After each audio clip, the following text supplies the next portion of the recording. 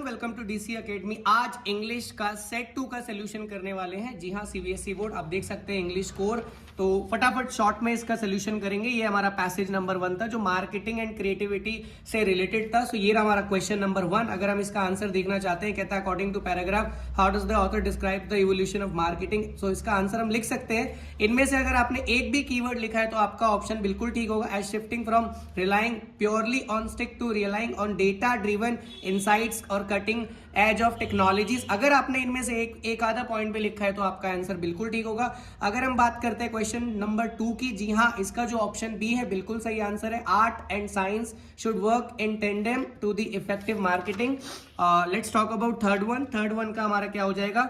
इसमें भी आपके पास ये कुछ पॉइंट्स मैंने लिख रखे हैं। अगर आपका एक भी पॉइंट मैच करता है, जैसे लिखा हुआ है all about understanding the nonsense of human behaviour. अभी इसी का एक और क्वेश्चन पूछेगा कि इसका मतलब क्या होता है। आइए क्वेश्चन नंबर 4 देखते हैं। क्वेश्चन नंबर 4 में अगर आपने इन पॉइंट्स को लिख रखा है, डिजिटल फर्स्ट एक्सपर्टीज और including digital proficiency, data analysis और डेटा साइंस, तो आपका ऑप्शन बिल्कुल ठीक होगा, गलत नहीं होगा।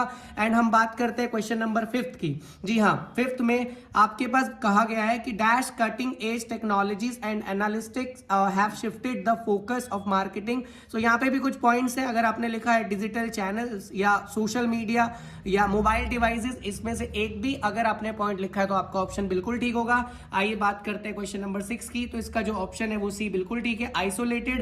एंड क्वेश्चन नंबर 7 देखते हैं तो इसका ऑप्शन सी बिल्कुल ठीक है, the complexities of human character. Now let's talk about the 8th one. अगर 8th वन देखते हैं तो यहाँ पे दो ऑप्शन, दो फिल इन द ब्लैंक दिए हुए हैं, जिसका पहला ऑप्शन हमारा आर्ट है, दूसरा क्या है, साइंस है ना।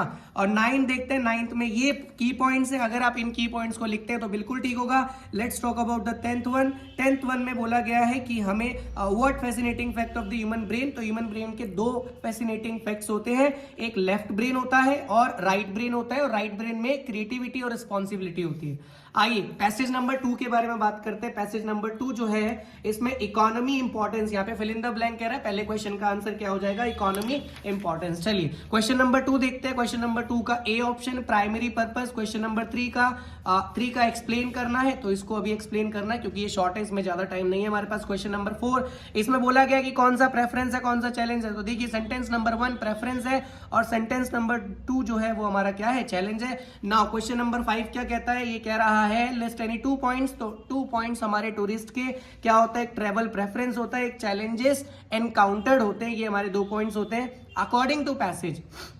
क्वेश्चन नंबर 6 कहता है what were the more preferred destinations. तो हिस्टोरिकल साइट्स एंड बीचेस जो थे वो सबसे ज्यादा इंपॉर्टेंट थे। तो ये 2